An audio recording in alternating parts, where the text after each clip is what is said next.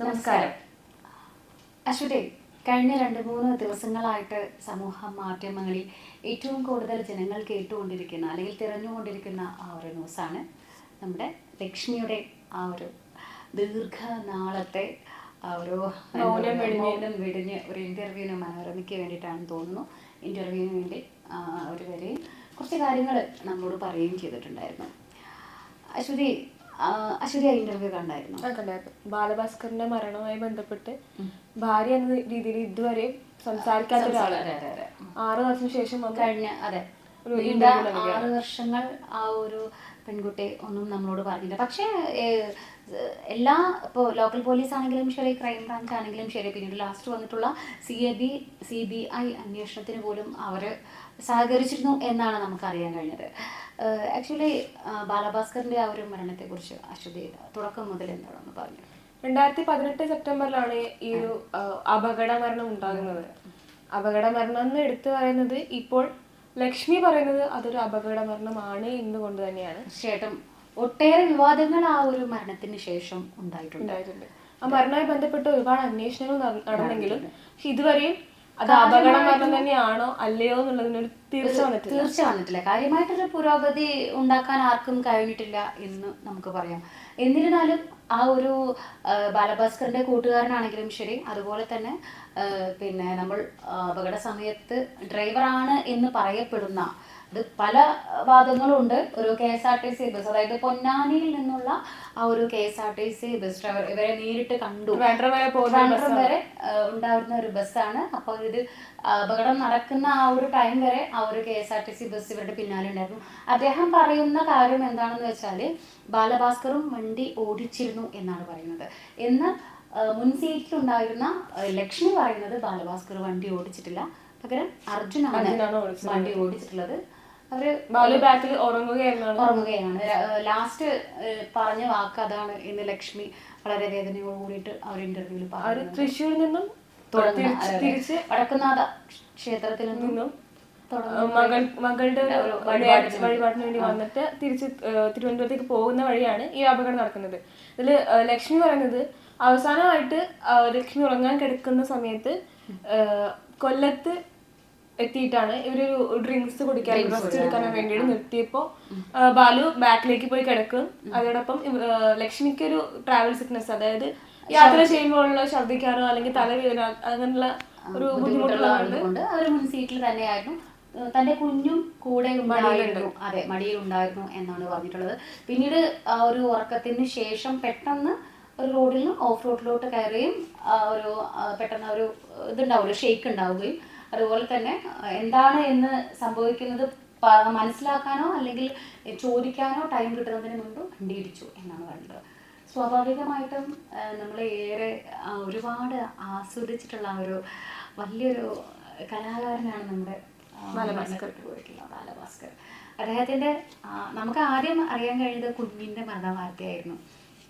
ഒരു മലയാളികൾ ഒരാഴ്ചയോളം കാത്തിരുന്നിട്ടും നമുക്ക് ബാലഭാസ്കറിനെ തിരിച്ച് ജീവിതത്തിലോട്ട് കിട്ടിയില്ല. അത് പറഞ്ഞത് മരണവാർത്തയാണെങ്കിലും എല്ലാവർക്കും പ്രതീക്ഷയുണ്ട് ബാലു തിരിച്ചു വരും. പക്ഷെ ഒരാഴ്ചത്തെ കാത്തിരിവ് വെറുതെ ആയി മാത്രമല്ല, അതിൽ നിന്നും കുറെ കൂടി സമയം എടുത്തിട്ടാണ് ലക്ഷ്മി റിക്കവറി ആയി വന്നത്. അവര് തീർച്ചയായിട്ടും ഒരു സ്ത്രീയെ സംബന്ധിച്ചിടത്തോളം തന്റെ ഭർത്താവും അതുപോലെ തന്നെ താൻ നൊന്തുപറ്റും, അതും ഏകദേശം 16 വർഷങ്ങൾക്ക് ശേഷം, അങ്ങനെ 16-18 വർഷങ്ങളുടെ കാത്തിരിപ്പിന് ശേഷം ഉണ്ടായ ആ ഒരു പൊന്നോമന വെറും 1.5 വയസ്സ് മാത്രം പ്രായമാവുന്ന സമയത്ത് തൻ്റെ മടിയിൽ വെച്ചിട്ടാണ് ആ കുഞ്ഞിന് ഇങ്ങനെ ഒരു അപകടം സംഭവിക്കുകയും സ്പോട്ടിൽ തന്നെ ആ ഒരു കുഞ്ഞ് മരിച്ചു പോവുകയും ചെയ്യുമ്പോൾ സ്വാഭാവികമായിട്ടും ഏതൊരു അമ്മയും ഇതുപോലെയുള്ള ഒരു സിറ്റുവേഷൻസിലൂടെ കടന്നു പോകും. മാത്രമല്ല അമിതമായിട്ടുള്ള ഇഞ്ചുറികൾ അവരുടെ ശരീരത്തിലുണ്ടായിരുന്നു എന്ന് പറയപ്പെടുന്നു. അശ്വതി ആ ഒരു ലക്ഷ്മിയുടെ വാക്കുകൾ എനിക്ക് വല്ലാണ്ട് വേദനിപ്പിക്കുന്ന ഒരു കാരണം ഇത്രയും വലിയ കോളിടക്കം സൃഷ്ടിച്ചിട്ടുള്ള ഒരു അപകടം തന്നെയാണ് നമ്മുടെ ബാലഭാസ്കർ ഉണ്ടായിട്ടുള്ളത്. അപ്പോൾ അവിടുന്ന് അങ്ങോട്ട് ഒരു സാധാ നോർമലായിട്ടുള്ള ഒരു വീട്ടമ്മ അല്ലാതെ ബാലഭാസ്കറിൻ്റെ ഭാര്യയാണ്. അതുപോലെ തന്നെ ഇത്രയും വലിയൊരു അപകടം ഉണ്ടായി ബോധം വരുമ്പോഴത്തേക്കും ഈ ഒരു അപകടമൊക്കെ അങ്ങ് മാറി. ആകെ ഒരേ ഒരാള്. അതെ അതെ, ഈ ഒരു കൂട്ടത്തിൽ നിന്ന് രക്ഷപ്പെട്ട ഒരേ ഒരാളല്ല, രണ്ടുപേരിൽ അവരുടെ ഫാമിലിക്ക് ഉണ്ടായ നഷ്ടത്തില് ആ ഒരു കുടുംബത്തിൽ നിന്നും ബാക്കി ലക്ഷ്മിയാണ്. ലക്ഷ്മി മാത്രമാണ്. പ്രത്യേകിച്ചും അവരുടെ വിവാഹം പ്രണയവിവാഹമാണ്. കാത്തിരിപ്പുണ്ടായ കുഞ്ഞാണ്. വളരെ ശ്രദ്ധിക്കപ്പെട്ട ഒരു താര കുടുംബമായിരുന്നു. ബാലുവിന്റെ വളർച്ച വളരെ പെട്ടെന്നുള്ളതായിരുന്നു ആ ഒരു സമയം. അപ്പൊ ബാലഭാസ്കർ തിളങ്ങി നിന്ന സമയത്താണ് പെട്ടെന്ന് നമ്മൾ ഇന്ന് ബാലഭാസ്കർ അപ്രത്യക്ഷനായി പോവുക. ഒരുപാട് സ്റ്റേജ് ഷോസും ഇപ്പോ നമ്മുടെ നാട്ടിൽ മാത്രമല്ല പുറത്തും മറ്റു രാജ്യങ്ങളിലൊക്കെ സ്റ്റേജ് ഷോസ് ചെയ്തിരുന്ന ഒരു താരം കൂടിയായിരുന്നു. ഇപ്പൊ വയലിനിസ്റ്റ് എന്ന രീതിയിൽ ഇപ്പോ സാധാരണ നമ്മളൊരു പാട്ടുകാരന് മലയാളികൾ ഒരുപാട് എടുക്കാറുണ്ട്. പക്ഷെ വയലിനിസ്റ്റ് രീതിയിൽ ഒരാളെ ഇത്രമാത്രം സ്നേഹിച്ചിരിക്കും വേറെ ആരും സ്നേഹിച്ചിട്ടുണ്ടാവില്ല. ബാലഭാസ്കറിന്റെ മുൻപും ശേഷവും അദ്ദേഹത്തിന്റെ ആ ഒരു റീപ്ലേസ് ചെയ്യാൻ ഒരാളെ കൊണ്ടും കഴിഞ്ഞിട്ടില്ല എന്ന് പറയുന്നതാണ് സത്യം.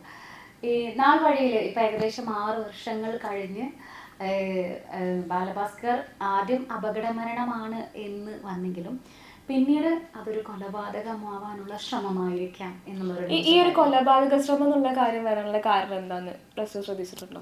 തീർച്ചയായിട്ടും മെയിൻ കാരണം എന്താണെന്ന് വെച്ചാൽ ബാലഭാസ്കറിന്റെ ആ ഒരു ഡ്രൈവർ അർജുൻ, അയാളെ ബേസ് ചെയ്തിട്ടുള്ള അല്ലെങ്കിൽ അതിനുശേഷം അയാൾ അറസ്റ്റ് ചെയ്യപ്പെട്ടിട്ടുണ്ട്. ഒരു സ്വർണ്ണ കടത്ത് കേസിൽ അയാൾ അറസ്റ്റ് ചെയ്തിട്ടുണ്ട്. അതുപോലെ തന്നെ ബാലഭാസ്കറിന്റെ പ്രിയപ്പെട്ട സുഹൃത്ത്, അദ്ദേഹത്തിന്റെ പേര് എനിക്ക് ഓർമ്മയില്ല, അദ്ദേഹവും ഇതുപോലെ സ്വർണ്ണക്കടത്ത് കേസിൽ പ്രതിയായിട്ടുണ്ട്. അപ്പോൾ ഈ ഒരു സിറ്റുവേഷൻസ് വെച്ചിട്ടാണ് ഇപ്പൊ ബാലഭാസ്കറിന് അതിൽ ബന്ധമുണ്ടെന്ന രീതിയിലാണ്. അപ്പോൾ അതെ, തീർച്ചയായിട്ടും ആ ഒരു ലെവലിലോട്ട് പിന്നെ മാറുകയായിരുന്നു. അതായത് ഞാൻ ഇപ്പോഴും പറയുന്നു, ലക്ഷ്മിയെ സംബന്ധിച്ചിടത്തോളം തൻ്റെ ഭർത്താവ് മരിച്ചു, പിന്നീട് അവർ വലിയൊരു നാണക്കേട്, പിന്നെ അതുപോലെ തന്നെ വലിയൊരു സമൂഹത്തിന് മുൻപിൽ ഒറ്റപ്പെടുന്ന സ്ഥിതി, പ്രതിയാക്കപ്പെട്ട സ്ഥിതി ഒക്കെയായിരുന്നു ലക്ഷ്മി തരണം ചെയ്ത് ഈ ഒരു 6 വർഷം. ലക്ഷ്മിക്ക് ഇതിൽ പങ്കുണ്ട് എന്ന രീതിയിൽ സംസാരിക്കുന്നവരുണ്ട്. തീർച്ചയായിട്ടും. ഇപ്പൊ ഈ ഒരു ഇന്റർവ്യൂ വന്നപ്പോഴും അതിൽ ഒരുപാട് കമന്റുകൾ വന്നിട്ടുണ്ടായിരുന്നു. ഇപ്പൊ തേച്ച് മായ്ച്ചു കളയാൻ ശ്രമിക്കുന്നു, ഇവർക്കും ഇതിൽ പങ്കുണ്ട്. തീർച്ചയായിട്ടും നമ്മുടെ ബാലഭാസ്കറിന്റെ അച്ഛൻ പോലും അല്ലെങ്കിൽ അദ്ദേഹത്തിന്റെ കുടുംബം പോലും പറയുന്നുണ്ട്, ലക്ഷ്മിക്ക് എല്ലാം അറിയാം, ലക്ഷ്മി എല്ലാത്തിനും ദൃക്സാക്ഷിയാണ്, ലക്ഷ്മി മിണ്ടാതിരിക്കുകയാണ്. ഇപ്പൊ ലക്ഷ്മിക്ക് ഇപ്പൊ ബാലുവിന്റെ മരണ ശേഷം ആ കുടുംബമായിട്ട് ഒരു ബന്ധം ഇല്ല എന്നും കൂടി അച്ഛൻ പറയുന്നുണ്ടായിരുന്നു. വളരെ അകൽച്ചയിൽ തന്നെയായിരുന്നു ലക്ഷ്മി മുൻപും ഈ ഒരു ബാലഭാസ്കറിന്റെ ഫാമിലിയോടുണ്ടായിരുന്നു. അവരുടെ ഒരു പ്രണയവിവാഹമായതുകൊണ്ട് തന്നെ അച്ഛനും അമ്മയ്ക്കും ഒട്ടും ഇഷ്ടമല്ലാത്ത ബന്ധമായതുകൊണ്ടും ഇവരുടെ ആ ഒരു ബന്ധം അത്ര നല്ല ലെവലപ്പിലല്ല പോയിട്ടുണ്ടായിരുന്നത്. പിന്നീട് ബാലഭാസ്കറിന്റെ ആ ഒരു മരണശേഷവും ഇത്രയും വലിയ ആ ഒരു പ്രശ്നങ്ങൾ നടന്നപ്പോഴും ലക്ഷ്മി ഒറ്റപ്പെട്ടു പോയിട്ട്, അല്ലെങ്കിൽ ലക്ഷ്മി ഒരിക്കൽ ഒരു കൂടിനുള്ളിൽ ലക്ഷ്മി ഇരിക്കുകയായിരുന്നു എന്ന് വേണമെങ്കിൽ പറയാം. പക്ഷേ ഇപ്പോൾ ലക്ഷ്മിയുടെ ഒരു പ്രസ്താവന പുറത്തേക്ക് വന്നതുകൊണ്ട് തന്നെ അതിനെ ചുക്കാൻ പിടിച്ചെന്ന കണക്കിൽ ലക്ഷ്മിയുടെ ബാലഭാസ്കറിന്റെ അച്ഛനും അമ്മയും രംഗത്തായിരുന്നു. എന്തുകൊണ്ടായിരിക്കും 6 വർഷങ്ങൾക്ക് ശേഷം ഇപ്പോൾ ഒരു പരസ്യ പ്രസ്താവനകൾ നൽകാൻ ലക്ഷ്മി തീരുമാനിച്ചിട്ടുണ്ടാകുന്ന എന്തെങ്കിലും? അതിന് ലക്ഷ്മി പറയുന്ന ഒരേ ഒരു മറുപടി ഉള്ളൂ, വർഷങ്ങൾക്ക് ശേഷം ബാലഭാസ്കറിന് എന്താണ് സംഭവിച്ചത്, അല്ലെങ്കിൽ എനിക്കറിയാവുന്ന കാര്യം എന്താണ് എന്നുള്ളത് ജനങ്ങളിലേക്ക് എത്തണം. ഇതുവരെ ലക്ഷ്മി പറഞ്ഞിട്ടുള്ളൂ, നമുക്ക് മാത്രമേ ലക്ഷ്മിയുടെ ആ ഒരു വാക്കുകൾ അറിയാത്തുള്ളൂ. ഈ കഴിഞ്ഞ 3 ആളുകളും, അതായത് അന്വേഷകർ, അതായത് ലോക്കൽ പോലീസ്, ക്രൈംബ്രാഞ്ച്, CBI, ഈ 3 പേരോടും ലക്ഷ്മി ആശുപത്രിയിൽ വെച്ച് തന്നെ അവർ ഉണ്ടായ കാര്യങ്ങൾ പറയുന്നുണ്ടായിരുന്നു. എന്നിരുന്നാലും ഇപ്പോൾ ജനങ്ങൾ ഇത് അറിയണം എന്ന് കരുതിയിട്ട് തന്നെയാണ് ആ ഒരു പ്രമുഖ മാധ്യമത്തിന് അവർ ഇന്റർവ്യൂ കൊടുക്കുകയും കാര്യങ്ങൾ പറഞ്ഞു പറയുകയും ചെയ്തിട്ടുള്ളത്. അത് ജനങ്ങളിലേക്ക് എത്തണം എന്നവർക്ക് തോന്നി എന്നാണ് അവർ പറഞ്ഞിട്ടുള്ളത്. ഇപ്പോൾ ബാലഭാസ്കറിന്റെ മരണം കഴിഞ്ഞ ഒരു സമയത്ത് വണ്ടി ഒരുപാട് സ്പീഡിലായിരുന്നു പോയിരുന്നത്. വണ്ടി ആരോ ചേസ് ചെയ്ത് പോവായിരുന്നു. 120 കിലോമീറ്റർ എന്നാണ്. അതെ, അപകട സമയത്തുള്ള അത്രയും സ്പീഡിൽ ആ വണ്ടി പോകണമെന്നുണ്ടെങ്കിൽ ഒന്നെങ്കിൽ വേഗം എത്താനുള്ളത് ഒരു ധൃതി. പക്ഷെ അങ്ങനെ പോകില്ല, ബാലു ആയാലും അർജുനായാലും അത്രയും സ്പീഡിൽ പോകില്ല എന്നും ഇവര് മുന്നേ പറഞ്ഞിട്ടുണ്ടായിരുന്നു. അപ്പൊ എന്തിനായിരിക്കും ഇത്രയും സ്പീഡിൽ ആ വണ്ടി പോകുന്നത്? ശരിക്കും അവർക്ക് എന്തെങ്കിലും ഭീഷണി ഉണ്ടായിരുന്നോ, അല്ലെങ്കിൽ ആരെങ്കിലും ആ വണ്ടി ഫോളോ ചെയ്തിരുന്നോ? അവരിൽ നിന്ന് രക്ഷപ്പെടാൻ വേണ്ടിയിട്ട് പെട്ടെന്ന് വണ്ടി തിരിച്ചപ്പോ പറ്റിപ്പോയ അപകടമാണോ എന്ന രീതിയിലൊക്കെ ഒരുപാട് കാര്യങ്ങളുണ്ട്. പിന്നെ അതേപോലെ തന്നെ ഈ ലക്ഷ്മിക്ക് ഇതിൽ പങ്കുണ്ടെന്നുണ്ടെങ്കിൽ ഒരിക്കലും ലക്ഷ്മി ആ കാറിലുണ്ടാകുമോ? സ്വന്തം കുഞ്ഞിനെ അറ്റ്ലീസ്റ്റ് അതെങ്കിലും നമ്മൾ ആലോചിക്കണം. സ്വന്തം നൊന്തുപെറ്റ കുഞ്ഞിനെ ലക്ഷ്മി ഈ ഒരു കാര്യത്തിന് വിനിയോഗിക്കും അല്ലെങ്കിൽ എന്നെനിക്ക് തോന്നുന്നില്ല. പിന്നീട് അവര് മരിക്കുവോളം പ്രണയിച്ച് തന്നെയാണ് അവർ രണ്ടുപേരും ജീവിച്ചിട്ടുള്ളത് എന്നാണ് പറഞ്ഞു കേട്ടിട്ടുള്ളത്. ഇനി നമുക്ക് ഇതിനെക്കുറിച്ച് കൂടുതലായിട്ട് അങ്ങനെ ലക്ഷ്മിയുടെ ആ ഒരു ഭാഗവും എനിക്ക് പറയാൻ കഴിയുന്നില്ല. എന്നിരുന്നാലും എനിക്കൊരു സംശയമുണ്ട്. കാരണം ബാലഭാസ്കർ മരിച്ചത് ലക്ഷ്മി അടക്കം എല്ലാവരും പറയുന്നത് ബാക്ക് സൈഡിൽ ഇരുന്നിട്ടാണ് എന്നാണ്. ഓക്കെ, ബാക്ക് സൈഡിലാണ് ബാലഭാസ്കർ കിടന്നിട്ടുണ്ടായിരുന്നത്. അദ്ദേഹം അവിടെ വെച്ചിട്ടാണ് ഇത്രയും വലിയ ഇത് മുറിവ് അദ്ദേഹത്തിന് ഉണ്ടായിരുന്നത്. പക്ഷെ മുൻ സീറ്റിലുള്ള കുഞ്ഞു മരിച്ചു, ഒപ്പം നമ്മുടെ ലക്ഷ്മിക്ക് കുഴപ്പമില്ല. അതുപോലെ തന്നെ അർജുനും രക്ഷപ്പെട്ടു. നിങ്ങൾ ഓരോരുത്തരും ആ ഒരു വീഡിയോ കണ്ടാൽ നിങ്ങൾക്ക് മനസ്സിലാവും ആ ഒരു വണ്ടിയുടെ ഘടന അല്ലേ. അപകടത്തിന് ശേഷം അതിന്റെ ബോണറ്റ് അടക്കമുള്ള എല്ലാ അവിടെയുള്ള സംഭവങ്ങളെല്ലാം ഭയങ്കരമായിട്ട് നശിച്ചു ഒഴിഞ്ഞ ഒരവസ്ഥയിലായിരുന്നു. പിന്നെ എങ്ങനെയാണ് ബാക്കിലുള്ള നമ്മുടെ ബാലഭാസ്കറിന് ഇത്രയും വലിയ അപകടം അദ്ദേഹം ഒരാഴ്ചക്കകം മരിക്കുന്നതും? പിന്നെ അന്നത്തെയും ചോദ്യമാണ് ഇന്നത്തെയും ചോദ്യമാണത്. ഇപ്പോൾ അതിൻ്റെ ഇപ്പോൾ സയന്റിഫിക് തലങ്ങൾ നമുക്ക് പറയാൻ പറ്റില്ല. പക്ഷെ സാധാരണ ഒരു കാഴ്ചക്കാരൻ ഇതിൽ നമുക്ക് ആർക്കും അത്ഭുതം തോന്നുന്ന ഒരു കാര്യമാണ് ആ ഡ്രൈവർ രക്ഷപ്പെട്ടത്. ഇപ്പോൾ ലക്ഷ്മി രക്ഷപ്പെട്ടത്, കുഞ്ഞിനെ പറഞ്ഞ ശരി സമ്മതിക്കാം, ഫ്രണ്ടിലായതുകൊണ്ട് മരിക്കാം എന്ന് നമുക്ക് സമ്മതിക്കാം. പക്ഷെ പരുക്കളോട് ശരിക്കും രക്ഷപ്പെടേണ്ട ആളാണ് ബാലഭാസ്കർ. അദ്ദേഹമാണ് മരണപ്പെട്ടില്ല. അതൊക്കെ തന്നെ ആകാം ചിലപ്പോൾ അശ്വതി ഇത്രയും വലിയ ഒരു നീണ്ടമായിട്ടുള്ള ഒരു ദുരൂഹതയിലേക്കാണ് ഈ ഒരു യാത്ര പോയത് എന്ന് പറയും. ഞാൻ നേരത്തെ പറഞ്ഞിരുന്ന ഒരു KSRTC ഡ്രൈവർ അദ്ദേഹം പറയുന്ന ഒരു കാര്യം എന്താണെന്ന് വെച്ചാൽ, ഈ ഒരു വണ്ടി അത്യാവശ്യത്തിന് സ്പീഡിൽ തന്നെയാണ് പോയിട്ടുള്ളത്. അമിതമായ സ്പീഡാണ് എന്ന് അദ്ദേഹം ഒരിക്കലും പറഞ്ഞിട്ടില്ല. അത്യാവശ്യത്തിന് സ്പീഡിലാണ് പോയിട്ടുള്ളത്. അതുപോലെ തന്നെ വേറൊരു ദൃക്സാക്ഷി പറഞ്ഞിട്ടുള്ള ഒരു കാര്യം, അതായത് ഈ ഒരു അപകടം നടന്ന സ്ഥലത്ത് പെട്ടെന്ന് അയാളാണ് എത്തിയത്. അയാൾ ഡോറ് ഓപ്പൺ ചെയ്ത സമയത്ത് ഈ ഒരു ലക്ഷ്മി ഒരുപാട് ബുദ്ധിമുട്ടുകളോടെ അവിടെ ഇരിക്കുന്നുണ്ട്. കുഞ്ഞിൻ്റെ കാര്യം അപ്പം ആ ഒരു സ്പോട്ട് ഡെത്തായിരുന്നു കുഞ്ഞിന്. അതുപോലെ തന്നെ ലക്ഷ്മിക്ക് ബോധമില്ല എന്നാണ് അയാൾ പറഞ്ഞത്. ലക്ഷ്മി പറഞ്ഞത് ബോധമുണ്ടായിരുന്നില്ല, എനിക്ക് ആ ഒരു അപകടത്തോടെ എൻ്റെ ബോധം നശിച്ചു പോയി, വണ്ടിയിൽ ഓഫ് റോഡിലേക്ക് പോകുന്ന പോലെ തോന്നി. അതായത് ലക്ഷ്മി ഉറങ്ങുകയായിരുന്നു. ഉറക്കത്തിൽ നിന്ന് പെട്ടെന്ന് ഒരു കുലുക്കം കേട്ടു, ഒരു റോഡിൽ ഓഫ് റോഡിൽ കയറി ഈ ഒരു മരത്തിൽ പോയി ഇടിച്ചു എന്നാണ്. അതോടുകൂടി അവളുടെ ബോധം പോയി എന്നാണ് ആ ഒരു കുട്ടി പറഞ്ഞിട്ടുള്ളത്. പക്ഷേ ഈ ഒരു ദൃക്സാക്ഷി പറഞ്ഞൊരു കാര്യം എന്താണെന്ന് വെച്ചാൽ അവർക്ക് ബോധം ഉണ്ടായിരുന്നു. അവർ പറയുന്നുണ്ടായിരുന്നു, എടുക്കാൻ ശ്രമിച്ചപ്പോൾ അവർ പറയുന്നുണ്ടായിരുന്നു എനിക്ക് വേദനിക്കുന്നു എന്ന് പറഞ്ഞിരുന്നു. അപ്പോൾ എഴുന്നേൽക്കാൻ പറഞ്ഞു. എഴുന്നേൽക്കാൻ പറഞ്ഞ സമയത്ത് എനിക്ക് നടക്കാൻ വയ്യ, എൻ്റെ കാലുകൾ പൊട്ടിയിരിക്കുകയാണ് എന്ന് പറഞ്ഞു. ഈ ഒരു സമയം ദൃക്സാക്ഷി അത് നോക്കുകയും ചെയ്തത് തീർച്ചയായിട്ടും ആ ഒരു കാലിൻ്റെ എല്ലൊക്കെ പൊട്ടിയിട്ടുണ്ടായിരുന്നു. കാലിൻ്റെ മുട്ടിന് താഴെ ഫുള്ള് ബ്ലഡും കാര്യങ്ങളൊക്കെ ആയിരുന്നു. അവരെ പിന്നീട് ഒരുപാട് വൈറ്റുള്ള അവരെ എടുത്തു പൊക്കി പുറത്തേക്ക് എത്തിച്ചു എന്നാണ് പറയുന്നത്. ഇതിനോടകം ബാലഭാസ്കറിനെ എടുത്തു, അദ്ദേഹത്തിന് ബോധം ഉണ്ടായിരുന്നില്ല എന്ന് പറയുന്നു. എന്നാൽ ആശുപത്രിയിൽ എത്തിയതിനു ശേഷം അദ്ദേഹത്തിന് ബോധം വരികയും അദ്ദേഹം സംസാരിക്കുകയും ചെയ്തിരുന്നു. പക്ഷേ ലക്ഷ്മി സംസാരിച്ചിട്ടില്ല. ലക്ഷ്മിക്ക് കുറച്ച് ദിവസങ്ങൾ കഴിഞ്ഞാണ് ബോധം വന്നത്. ഇവിടെ ബാലു എപ്പോഴോ നോർമലായി സംസാരിക്കാൻ തുടങ്ങി, കഞ്ഞി കുടിച്ചു എന്നൊക്കെ പല ന്യൂസസും ആ സമയത്ത് വന്നിരുന്നു. ഇപ്പോഴും അത് പറയുന്നവരുണ്ട്. ഇപ്പൊ ഈവൻ ഈ ഒരു ഇന്റർവ്യൂവിലും ലക്ഷ്മി അതിനെപ്പറ്റി പറഞ്ഞു. ലക്ഷ്മി നേരിട്ട് കണ്ടിട്ടില്ല, പക്ഷെ കേട്ടു എന്നെങ്കിലും പറയുന്നതാണ് പറയുന്നത്. അപ്പൊ അത്രയും റിക്കവർ ആയ ഒരാള് പെട്ടെന്ന് മരിക്കുന്നത്. അപ്പോൾ ഇത്രയും ഒട്ടും ബോധമില്ലാത്ത ലക്ഷ്മി എങ്ങനെയാണ് ഒരാഴ്ചക്ക് അല്ലെങ്കിൽ 2 ആഴ്ചക്ക് ഇപ്പം ഈ 6 മാസങ്ങൾക്ക് ശേഷം നമ്മളോട് വന്ന് സംസാരിക്കുന്നു ലക്ഷ്മി ജീവനോടെ ഉണ്ട് അല്ലേ? അതേസമയം ബാലഭാസ്കർ കഞ്ഞി കുടിച്ചു, നമ്മളോട് സംസാരിച്ചു എന്നൊക്കെ പറയുന്ന ബാലഭാസ്കർ ഇന്ന് ജീവനോടെ ഇല്ല.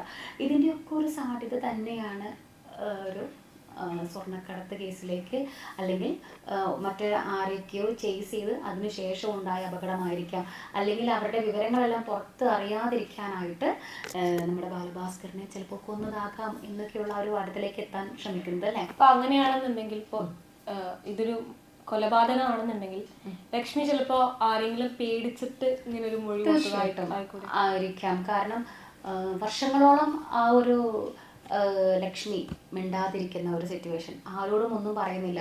തീർച്ചയായിട്ടും അശ്വതി ഇത്രയും സമയം നമ്മളോട് സംസാരിക്കുകയും അല്ലെങ്കിൽ ഒരാഴ്ചയോളം നമ്മളോട് റെസ്പോണ്ട് ചെയ്യുകയും ചെയ്തിരുന്ന ബാലഭാസ്കർ പിന്നീട് മരിക്കുകയും അതുപോലെ തന്നെ ഒട്ടും ബോധമില്ലാത്ത ലക്ഷ്മി ഇപ്പോൾ ജീവനോടെ ഉണ്ട് അല്ലേ? ചിലപ്പോൾ ഒരു പക്ഷേ ലക്ഷ്മി അശ്വതി നേരത്തെ പറഞ്ഞ പോലെ ആ ഒരു സ്വർണ്ണക്കടത്തുകാരെ പേടിച്ചിട്ടായിരിക്കുമോ ഇങ്ങനെ? എന്താണ് ലക്ഷ്മി അശ്വതിക്ക് പറയാനുള്ളത്?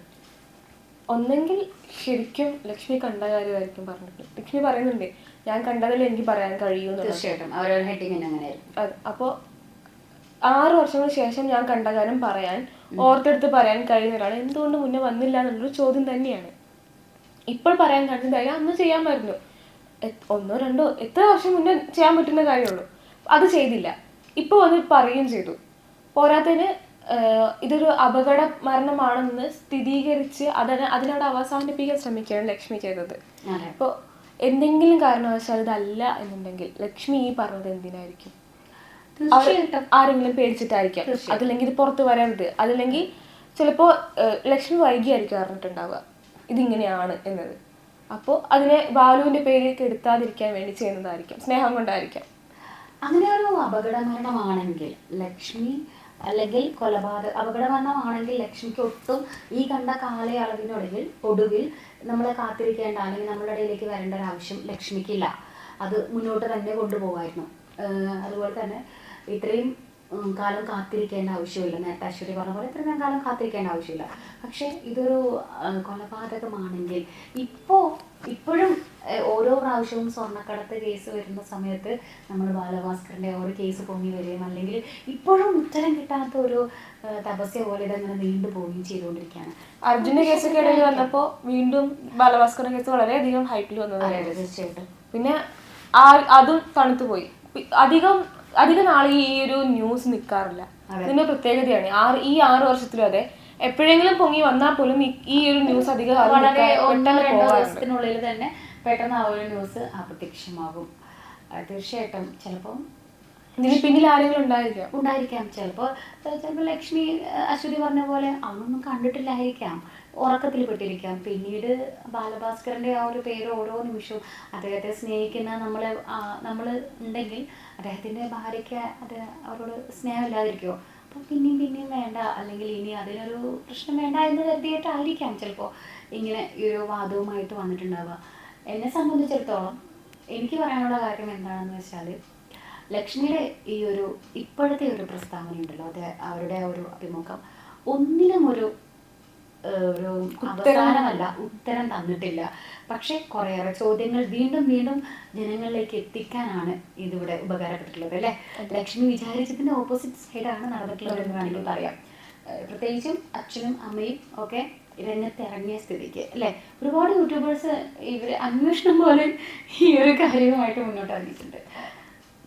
ഇപ്പോൾ അച്ഛൻ്റെ അമ്മയുടെ അടുത്ത് പോയി, അതോടൊപ്പം ഈ ഇത് കണ്ടിട്ടുള്ളവരെ അടുത്ത് പോയി, ഈ KSRTC ഡ്രൈവറുടെ അടുത്ത് പോയി, ഒരുപാട് സ്റ്റേറ്റ്മെന്റ്സ് ഒരുപാട് പേര് കളക്ട് ചെയ്തിട്ടുണ്ട്. ഇപ്പൊ മാധ്യമങ്ങളുടെ ഭാഗത്തു നിന്നാണ്. ഇപ്പോൾ ഈ പറയുന്ന മനോരമ ചാനലാണ് ഈ ഇന്റർവ്യൂ നടത്തുക. അവര് തന്നെ ഇതിനൊരു ഇൻവെസ്റ്റിഗേഷൻ പോലെ നടത്തിയിട്ട് ഒരു വീഡിയോ ഇട്ടിട്ടുണ്ട്.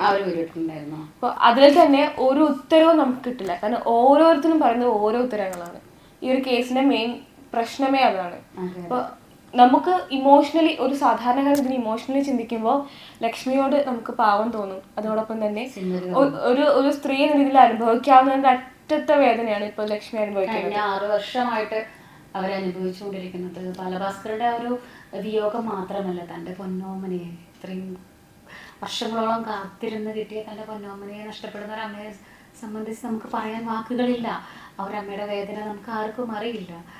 അത് ഒരു ഇന്റർവ്യൂവിലോ അല്ലെങ്കിൽ ഇങ്ങനെ ഒരു ചാനൽ ചർച്ചയിലോ നമുക്കൊരിക്കലും അത് പറഞ്ഞ് ഫലിപ്പിക്കാനാവുകയുമില്ല. അവരെ സംബന്ധിച്ചിടത്തോളം വലിയൊരു വേദന തന്നെയാണ് അവർക്ക് കൂടിയിട്ടുള്ളത്. പക്ഷെ പിന്നീട് അഥവാ ഇതെല്ലാം സത്യമെങ്കിൽ ചിലപ്പോൾ ലക്ഷ്മി ഈ മാധ്യമങ്ങൾക്ക് മുൻപിൽ അല്ലെങ്കിൽ ജനങ്ങൾക്ക് മുൻപിൽ തിരുത്തി പറയേണ്ട ഒരു അവസ്ഥ വരികയാണെങ്കിൽ ഒരുപക്ഷെ ഈ വന്ന ഇന്റർവ്യൂ ലക്ഷ്മിക്ക് ഏറ്റവും വലിയ അടിയായിരിക്കും. തീർച്ചയായിട്ടും.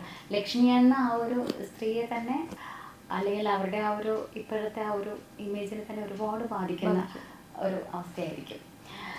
എന്തായാലും നമുക്കിതിൻ്റെ പൂർണ്ണമായിട്ടുള്ള രൂപങ്ങളൊന്നും അറിയില്ല. ഒരുപാട് സംശയങ്ങൾ ഞങ്ങൾക്കുള്ളിലുണ്ട്, ഇപ്പോഴും ഉള്ളിലുണ്ട്. ഇത് കേൾക്കുന്ന നിങ്ങൾക്കും ഒരു സാധാരണക്കാരൻ എന്ന പോലെ, അല്ലെങ്കിൽ ഒരു സാധാരണക്കാരി എന്ന പോലെ നിങ്ങളുടെ ഉള്ളിലും ഉണ്ടാകും. നിങ്ങളുടെ സംശയങ്ങൾ, അതേപോലെ തന്നെ നിങ്ങളുടെ നിഗമനങ്ങൾ നിങ്ങൾക്ക് കമൻറ്റ് ചെയ്യാം. നമുക്കിതിൽ ഇനിയും സംസാരിക്കാൻ കഴിയുമെങ്കിൽ സംസാരിക്കാം. തീർച്ചയായിട്ടും. അടുത്തൊരു വീഡിയോയുമായിട്ട് ഞങ്ങൾ വീണ്ടും വരും.